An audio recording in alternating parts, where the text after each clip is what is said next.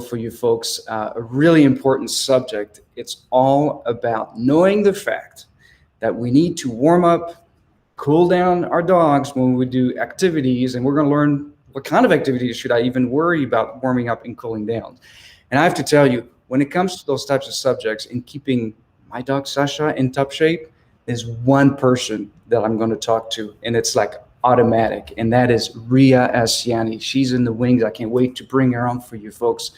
Ria is an amazing person that is not only a physical therapist, but she's got over 20 years of experience in physical therapy with dogs. She's traveled the world. She's helped world champions in agility, many types of canine sports, and she's going to give us the real tips in knowing exactly what to do for warm up and cool down. So we're going to get the lowdowns on all of that stuff. So without making you wait any further, I'm going to bring my good friend, which I've known for years actually, Ria Acciani. Here we go, and she's coming in a few seconds. Here's the magic. Hey, Ria. Hey, Olivier. How are you? Thanks for joining. I'm doing well. Thanks for asking. I'm so excited that you're on. I've known you. Gosh, we've known each other for what, about 8-9 years now? Yes. We met through one TDC, in fact. That's right. Yeah. That's right. I remember you guys were using it and kind of said, this stuff is working, and you're kind of quizzing me on the science and how it works. It was a lot of fun. And so it's been a long time, and a lot of dogs benefiting from it. And so glad that you can have me on today so we can talk about it, like super important subject for all of our sporting dogs and even our pets. That's right. Warm-ups and cool down. So if you just joined the show, we are live with my good friend Ria Acciani, and she is going to tell us all about warm-up and cool downs. And here's what you're going to want to do. There's going to be really important tips that you're going to learn. So I want you to do down below in the notes, just drop the word dog lover. That's going to give you access to all of the show notes and also some nice little surprise that Ria's got for you guys.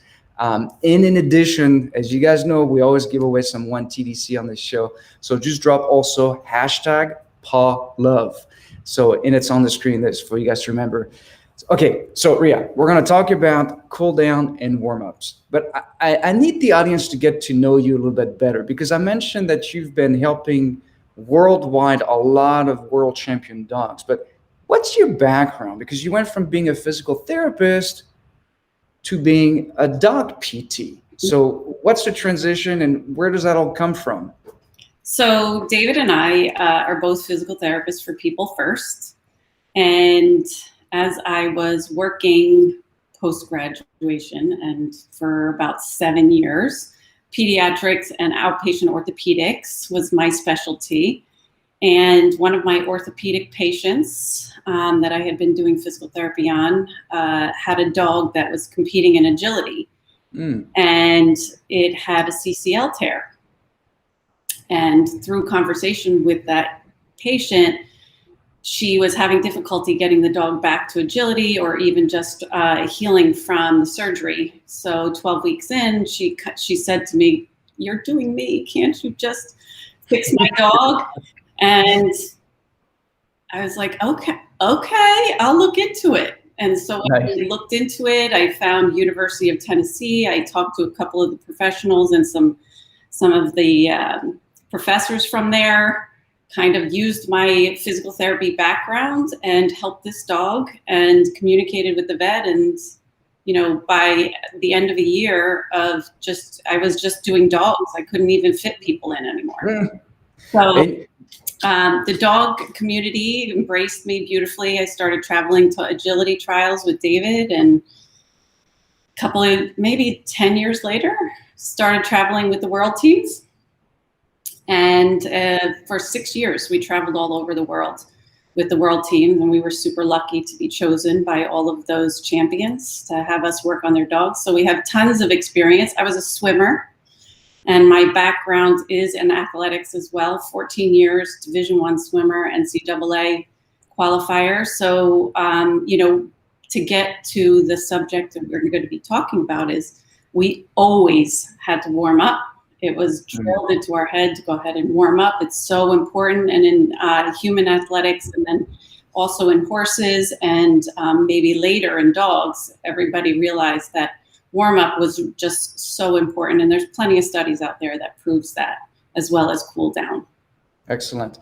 If you just join in, we are live with Ria Acciani. She is an expert in canine physical therapy, and she's going to talk to us about warming up and cool down.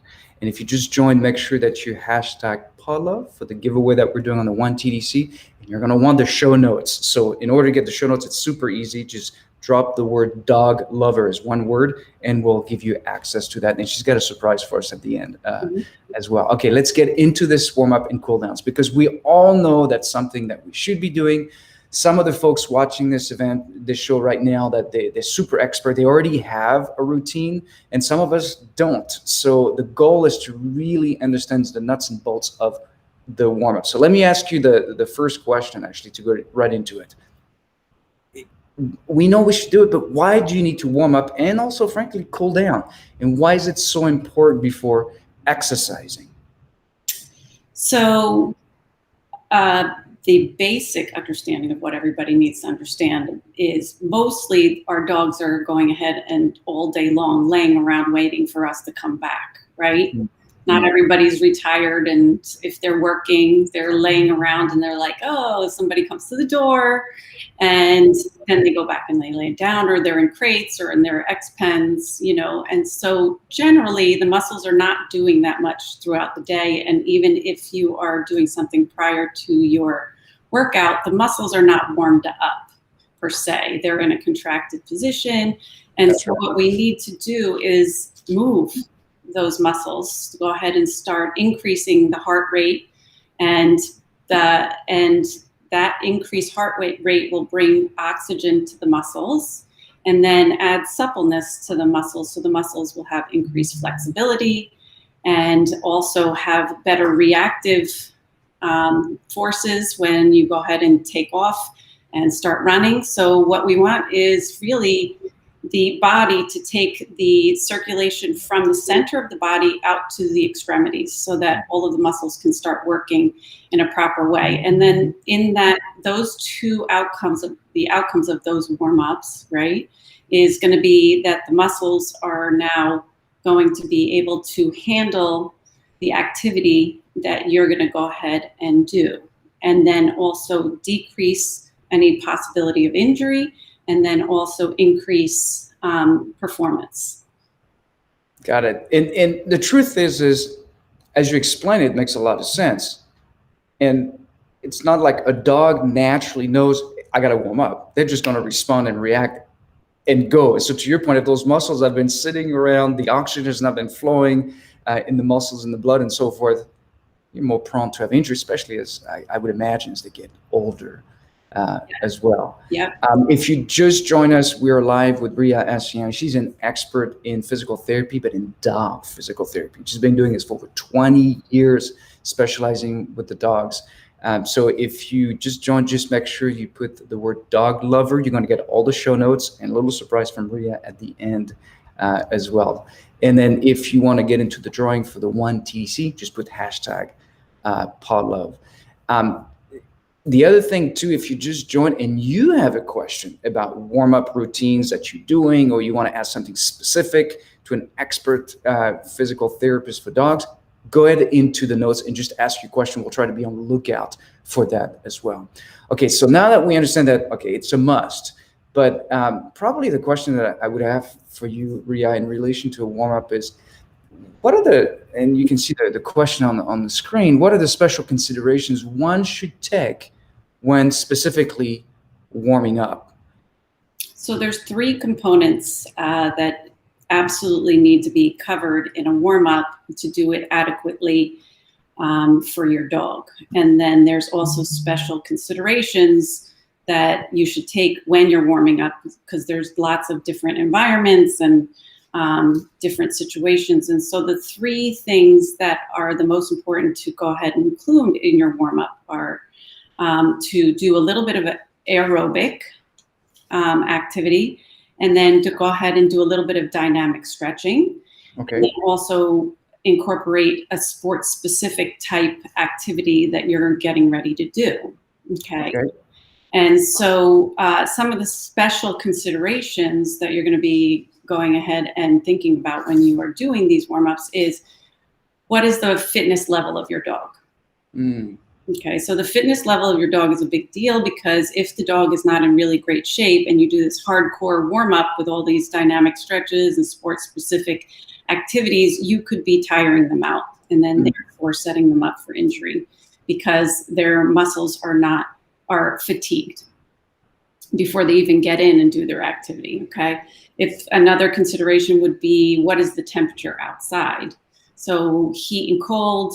If it's warm out, sometimes you don't want to really overdo the warm up, because they can quickly get up the heart rate up and then panting, and then be a little bit overtired as well. If it's cold, you need to have a longer warm up, right?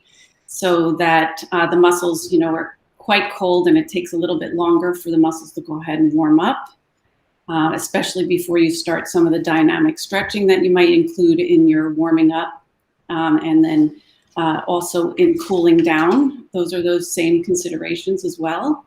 So let me back up a little bit, because you said something really interesting here. You said that a warm-up routine is not just adapted based on, I understand the weather. You want, if it's cold, keep them warmed up longer, get to the point maybe where they're panting and not push further than that.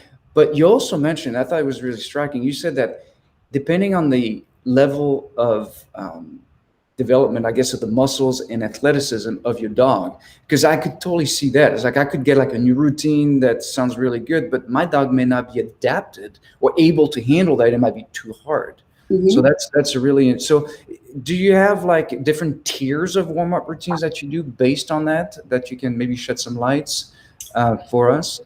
Well, everything is always tailored to the dog in the specific situations. The other things that you might want to take into consideration when you're doing it is the age of the dog, what are the orthopedic history of the dog, and what the problems are, right? And having said that, that's what I cover a little more in depth when I have go to courses and teach, and what I'll have available online as well. But yeah, there's definitely tailored to the dog of the level of fitness. So the level of condition or fitness, right? How much have you worked your dog out? Let's say the dog's been resting and not doing much for 2 weeks, and then all of a sudden you're going to do an activity. Your warm-up routine probably should be cut by a quarter of what you normally do, right? Because, and anything longer than 2 weeks going into 4 weeks, your dog is essentially out of shape. So, life happens, and you just need to cut things back and not do as many things when you're doing your warm up. So I don't have something per se that's, well, this dog A gets this, dog B gets this, dog C gets this. But knowing how much, that's where sometimes a fitness expert or a physical therapist is a good touch person to go ahead and talk to about the level of fitness that your dog has and how much you should do.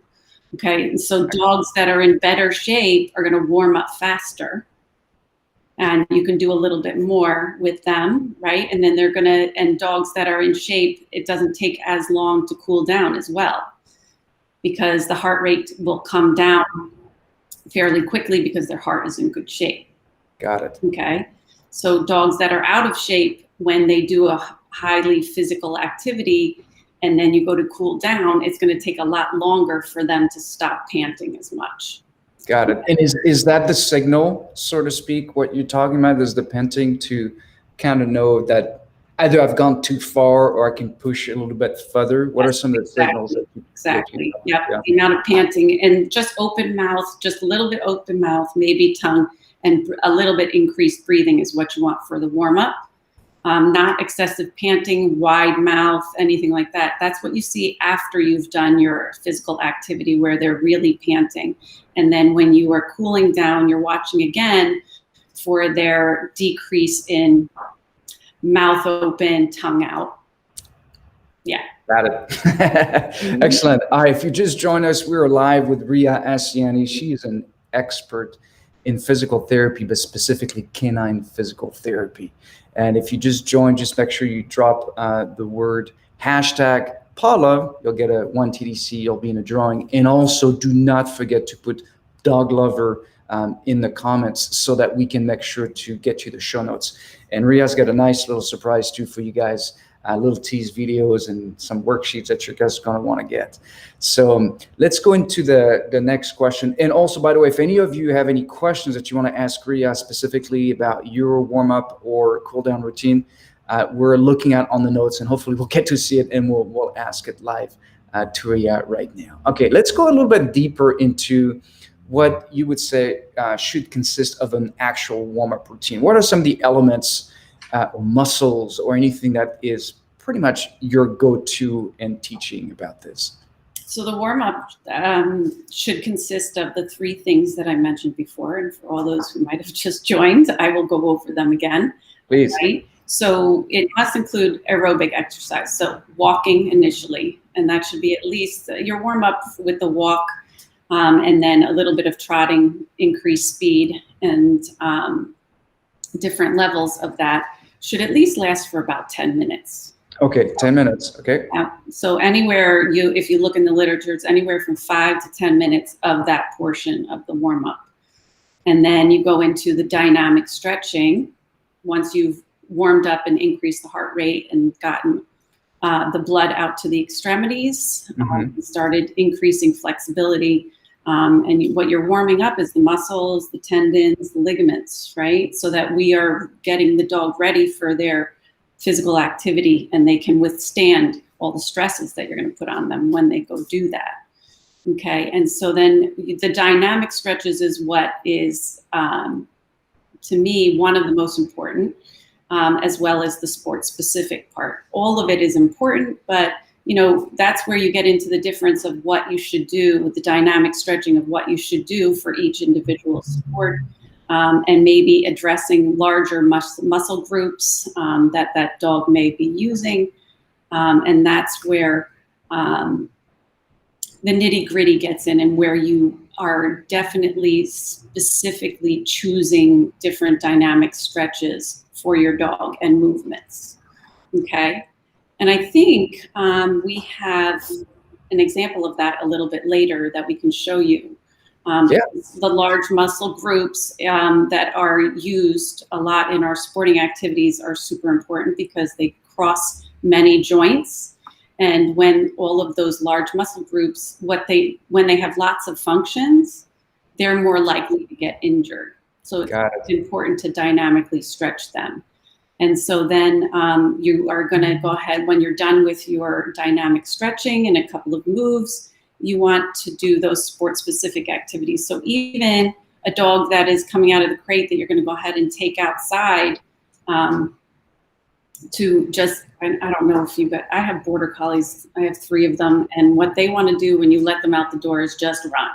That's true. And so taking them out of the crate and then just letting them run is not really very safe for them. So even on that basic level, we want to kind of warm them up, let them run around the house a little bit and just kind of move around and get a little warm before I let them out and just tear.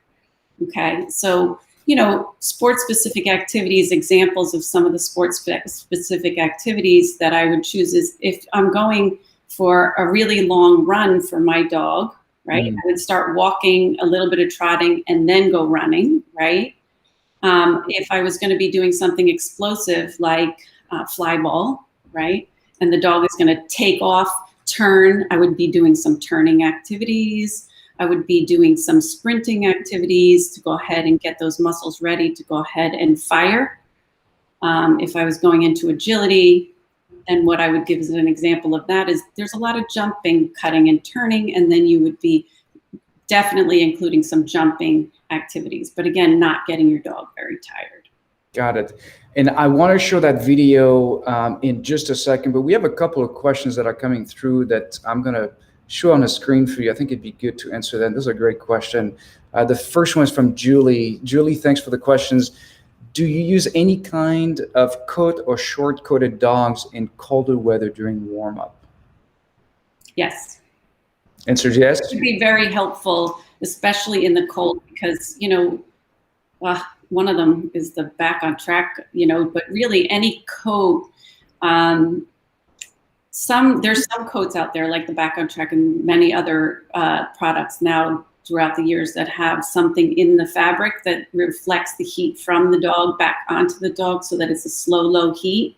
Right. That could be really great for increased circulation, especially when they're in the crate and waiting for you to come for them. And then we leave the coat on and then they go ahead and warm up. So definitely that would help.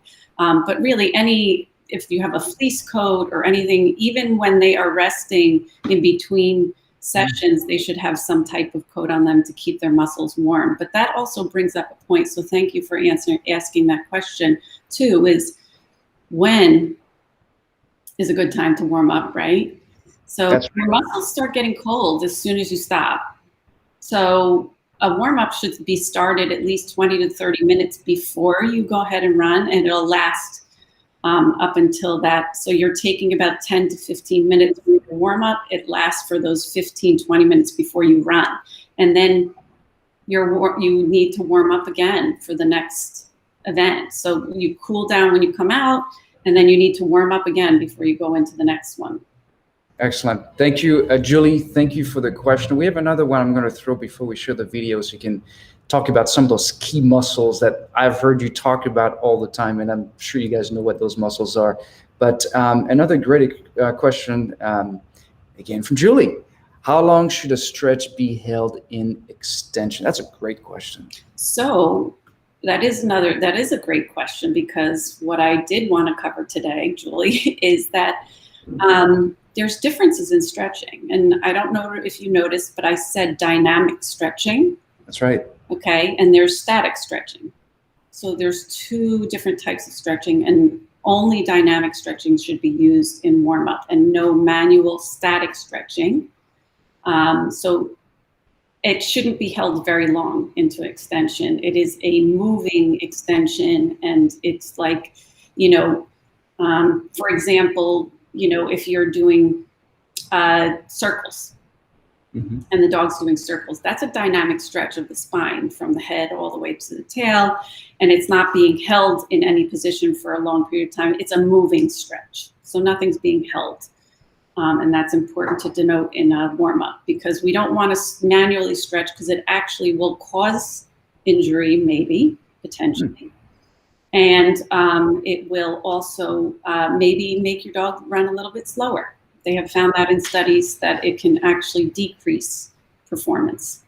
So to keep that extension too long could actually cause your dog if you manually stretch and hold something for 30 seconds and do it 2 times, which is what we advocate people do after cool down, is doing the massage and stretching after cool down. Okay, that's a really good tip for everyone, because you don't want your dog, especially you guys that are competing out there. You don't want them slower. Yeah, exactly. If you just join us, we are live with Ria Acciani. She is an expert in canine sports PT. She's traveled the world. We're so excited to have you and answering the questions. If you just join in, make sure you're going to want the show notes if you've missed the beginning. Put the word dog lover down below, and then we'll get you all the show notes and a little surprise from Ria as well at the end. And if you want to get in the drawing of the one TDC, just put hashtag #PawLove and you'll be in. All right, let's go into the next questions. Now, actually, you know what, Ria, you got a cool little video that you sent me. I want to go over that. And if you could kind of cover, I'm going to throw the name because I get confused even knowing exactly where the ilius psoas is and how important it is. I'd love for you to cover that and kind of walk us through this video that you have. So let me get out of this. All right. So Olivia, we can't hear you anymore. Then I got to stay in. There you go. Okay, hopefully then we'll be the 3 of us with the video. Hopefully it's not too small for you folks. But let me turn on the video so you can walk us through what you're doing here. So the iliopsoas is a muscle that is really important, and we talked about how it crosses many joints, and so it has multiple functions. And this is one of my favorite dynamic stretches after I've done my first part of my warm up, where I bring the dog up with support on my belly. And what's important to note there is that I believe that I show that, see how Rai is quite low, Mm-hmm. and his back is not all the way up straight. That's super important to pay attention to when you're doing that exercise.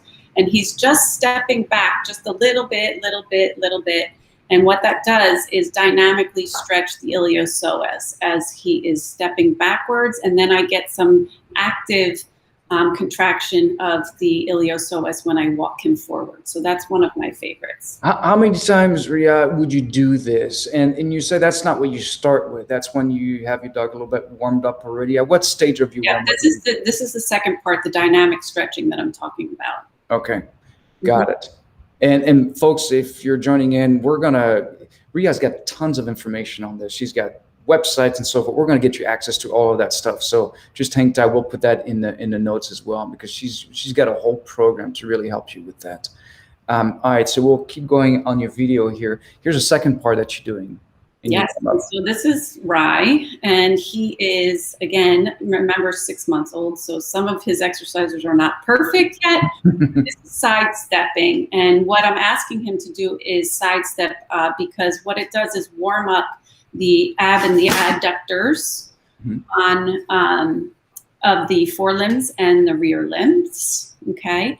And so what I'm asking to do is to step 2, and not necessarily crossover, but really, if you are just sidestepping and you get the crossover from your dog, it's not that important to go ahead and get it perfect when you're doing warm up. And so just to go ahead and get them to go sideways, of course, both ways. I'm only doing one way in the interest of the video, right? But I'm walking into him and holding the treat in front of him to get him to walk sideways. So that we can get that warming up of those small muscles in the hips and the shoulders, internal, external rotation, ab and adduction. Those are a lot of the directions that the dog's going to be utilizing. So when I pick my dynamic exercises that I go over with lots of my clients and give them options, what I like them to do is anywhere between maybe 5 to 6 of those types of activities. And I pick large muscle groups and exercises that will cover multiple ranges so that you don't have to do too many. Got it. Excellent. No, that's very useful. And I love the way you're describing, Rai, when you don't completely go up straight up. You go at an angle, and you just you look like you just took a few steps back. It wasn't like, it wasn't like a whole. It's not crazy. It's not fast. It's slow and controlled. But and if he was a little bit stronger, we've been working on it. He's still young. His trunk is a little bit, and you can see him kind of wobble a little bit. But dogs who are a little bit older and stronger, they keep their back a little bit more stable. Got it. I have a question. This is a personal question. So you guys know that Sasha, my dog, had a CCL tear about almost 2 years ago, and guess who did the rehab? Yes, this way. It was definitely Ria, who took an extremely good care of Sasha. So in the case of Sasha, as you know, she's recovered. I've got the Hero brace from Ben, phenomenal brace, by the way. And would you still do that same dynamic exercise for her, or is there any concern or anything that you would do differently if you know the dog has had an injury in the process of your warm-ups? Any tips that you can give us there to prevent, obviously, a second injury? So any warm-up that you're going to do for your dog is going to, even if you go for a walk to warm up the muscles, is going to be better than nothing. So but yes, taking into consideration the orthopedic history is a big deal. So, Sasha with her knee and previous injury to the CCL, right, and going through the rehab, some of the muscles are a little bit more important to warm up than others. And, an example would be the glutes and the hamstrings for a dog who has a previous knee. Okay. And so maybe we might add a little bit more dynamic stretches to the hamstrings and try to warm up the glutes a little bit more with somebody like Sasha. Excellent. And somebody who has had previous injuries might want to walk and trot a little bit longer too. Got it. Again, on the fitness level. But Sasha's in pretty good shape, so she can handle that. Well, you've helped with that, so she is in good shape. Thank you. So that's good. And she's well equipped. She's got the exercises routine you gave me. I've got the brace that you recommended with the hero brace, and she's been doing well with we that. love those braces. Oh yeah, they're worth every penny of it, and it's for life too. So, and I still use it when I exercise. Yeah. If you just joined us, we're live with Ria Acciani. She is an expert in canine PT, and she's sharing all the wealth of knowledge when it comes to warm up and cool down. And if you just join, make sure that you put the word dog lover in the notes, because you're going to get all of the show notes. So dog lover, one word. And then if you want to go in the drawing for the one TDC, just hashtag paw love in the notes as well. All right, we've talked quite a bit about the warm up. You talked to us about some examples. We would like, Maria says hi, Maria Cooper. Hi, Maria. And then, sorry, I got to step back. So Pearl asked, what's Hero Brace? Hero Brace is a phenomenal custom-made brace that, as a matter of fact, we're going to do a show on it because I've been so happy with it. It was a recommendation from Ria. We're going to bring the owner of that company in the future show and really cover it. It is, I'll let you talk about it because you're the one who told me about it. So what's it's a CCL brace. So there's lots of different options for people who, like one of the number one orthopedic injuries is CCL tears. Okay, we let our dogs run after balls and they do all sorts of stuff, and then the CCL can tear. And there's all different types of owners, lots of different dogs, and everybody has lots of different choices to make. You can get surgery, you can do conservative rehab, and you can do surgery and then rehab. So what Ben's brace allows us to do is conservatively rehab the dog faster and better by stabilizing the knee immediately. So the reason the dog is limping in the very beginning is because there's no stability inside the knee. And so the person comes in, we put a cast on, and then we send the cast off to Ben, and he makes a custom brace, and it stabilizes the knee. And as soon as the dogs are in it, they start walking and using the leg, and we're able to do the rehab much faster and quicker, and then avoid surgery, quite honestly. So lots of people go that route, and it's been really awesome to have that as in our disposal of tools as physical therapists. So.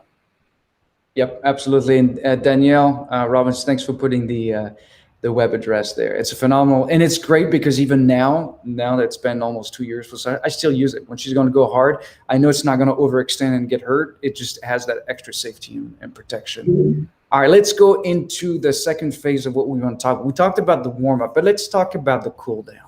So, because that's something that's also, I'll be really honest, I don't know much about cool downs and the importance of it, and frankly, what should it consist of? So, Ria, tell us, what should we know about cool down? So, cool down is not as involved as warm up, and you don't have to be so targeted and have to do the sport specific things, but it is just as important as the warm up.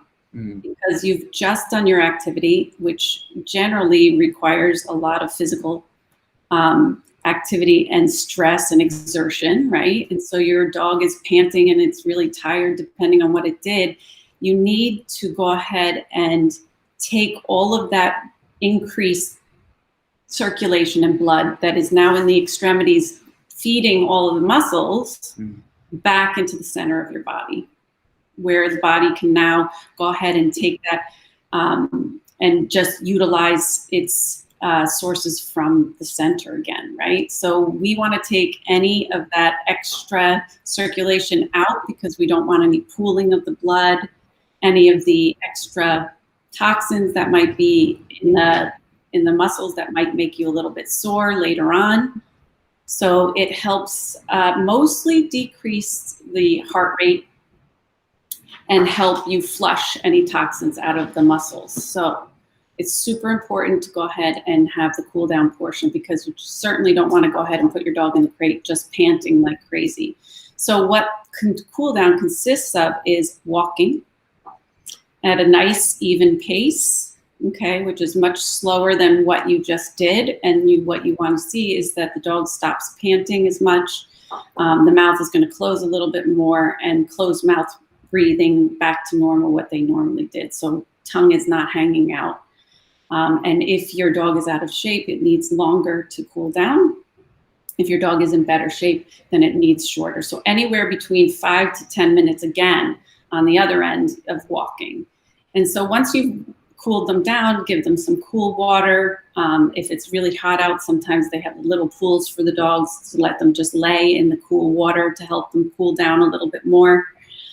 They have cool coats and things like that that you can put on, especially when we were in Arizona. It was 110 degrees, and you got the cool coats, you got the cool mats inside, right. And that helps with the cool down as well.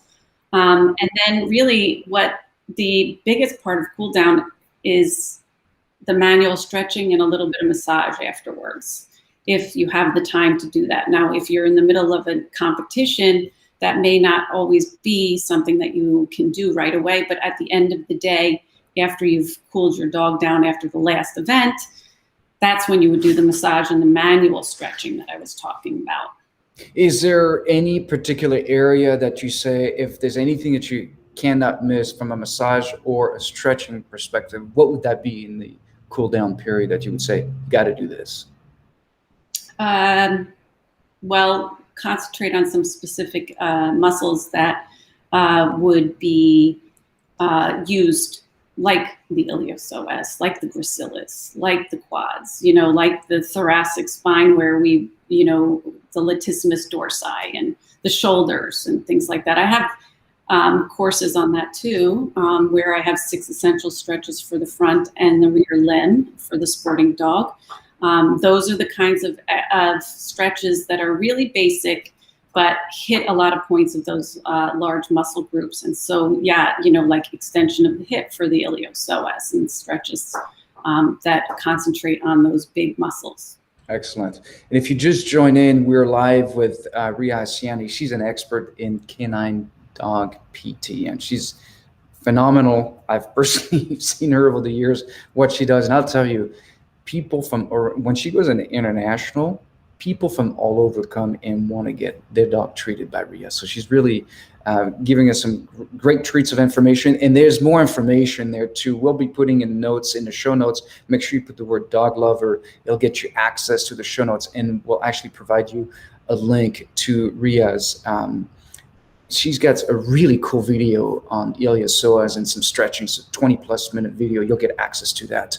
And you'll also get access to some conditioning worksheets that she has. So all that's it's a nice little information for you where you can actually even get more access downstream. But we'll start with that. And I'll tell you, anyone who's actually had their dog worked by Ria or David, her husband, is like, you're entering like a true professional. And over 20 years of experience. I mean, you haven't been doing this just yesterday. You've been doing this a long time. Right. And what's nice is the different sports that you guys have been involved with have really also evolved. I think it's really nice to see that dog owners and athletic folks really are focusing on preventing injuries.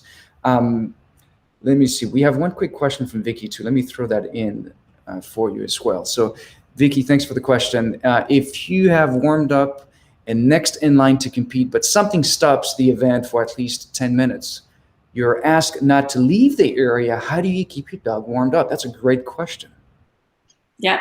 So the good news is, let's say 10 minutes, your dog is still warmed up. And if you'd like to keep them warmed up, and which many of my clients do, is they just keep moving them, meaning and doing some of the dynamic stretches. So, you saw Rai doing the backing up or the sidestepping, having them weave through your legs, doing some figure eights. Just keep moving them in front of you, having them sit to stand, lie to stand, things like that, that will keep the muscles moving, keep the heart rate going, but just not overdoing it and doing it too much. Excellent. Good question. Thank you, Vicky, for asking it. All right. So now that you've given us kind of a nice recap on warm up, cool downs, I just want to make sure you folks get the show notes. Drop down the word dog lover. You're going to get access to all the notes and also access to Ria's worksheet, conditioning worksheet. And as I mentioned, a really nice video on the iliopsoas and all of some of the stretchings and so forth that she talks about. So you'll have access to all of that. Ria, I'm going to do a recap. So we're going to start over for the key top 5 tips that we want to make sure that people keep in mind when they're doing warm up and cool down. So I'm going to take you out of the screen and bring you back in just a second. Okay. So here we go. You're not leaving. You're just temporarily in the green room. Okay, let me reintroduce this for us. So here we go. All right, folks, if you've been wondering what you should be doing when it comes to warm up and cool downs for your dog, if you do any form of activity, well, I'm about to get you the top 5 tips by a world-renowned canine PT who's been traveling around the world. It was very much sought after, super busy. It's very hard to actually get some time on her schedule to even have your worked on. So here we go. Let me introduce my good friend, Ria Acciani. Here we go. Hey, Ria. Thanks for coming in. We're excited to have you back. And I just want to ask you, if we had to narrow it down, and if you're going to give me the 5 key high-level tips in cool down and warm-ups, what would be tip number 1? Tip number 1 is at least walk your dog when you're warming up. So, well, first tip would be warm up your dog. And if you're not going to and walk your dog, if you can't do the additional things that we talked about, at least walk your dog and trot your dog before you're going to go ahead and do an activity. Excellent. Tip number 2. Tip number 2, an awesome takeaway would be also cool down your dog. And walking your dog just to go ahead and decrease the heart rate would be fabulous. And those 2 things will help optimize your performance and then also prevent injury for your dog. Excellent. Tip number 3. Consider the temperature outside when you are out there with your dog, and take care and watch your dog for any signs of over panting, and make sure that when you're doing your warm up and your cool down that you know whether if it is warm, we do less of a warm up, and when it is cold, you do a longer warm up, because it's going to take a little bit longer for those muscles to get warm as well as cool down. Excellent. Tip number 4. Consider your sport and do specific activities in that warm up. So after you've done your dynamic stretches, you want to make sure that you pick specific things that are going to be happening in your dog's sport. So one of them, an example quickly, if they're only just joining, would be, if you're going to have jumping in your activity, you need to do some jumping. If you're going to be running, then you need to have a little bit of running in there before you go ahead and go full out sprinting, and do some sprinting if you're going to be sprinting. Excellent. And the last tip number 5. Consider the level of fitness. So if your dog is in awesome shape, they can do more in their warm up. And if the dog is in not so good shape and you've just started a conditioning program, then it's going to take, then you don't want to do a strenuous warm up. There you have it. The 5 tips of warm up and cool downs by Ria Acciani. Ria, I really, really appreciate you taking the time today to spend with us and sharing with us. There's so much to learn on this. And I know just in a short video here that we did that it's not all of it, but here's the good news, folks. In the notes, you're going to have access to Ria's really cool video specifically on the iliopsoas. There's also a free worksheet for conditioning as well for your dog. It's really cool stuff. It's going to be in the notes. Also, it's going to be in the show notes that we're going to send you, so you'll make sure to have access to that. There's a lot more information that you can get from Ria, different types of training that she's doing, and she's constantly starting to put those online. And a lot of you folks have been asking for this. for many years, actually, Ria. So I'm finally glad that you're doing this, and we'll be so excited to have you back on the show and introducing some of those great information. So it's nice that what's here in the limited amount of time that you have is finally getting out there so people can actually access it if they can't come to you because you're too busy or they're too far. So we really thank you so much. Yes, thank you so much. And thank you for having me on, and thank you for always supporting us. And your wonderful supplement also helps. So thank you. It's our pleasure. I know. I mean, you are probably one of the very first canine PT actually that know about 1TDC. And you and David are so picky that it was a huge compliment when you say, this is a good product that you guys actually recommend. So we really appreciate that as well.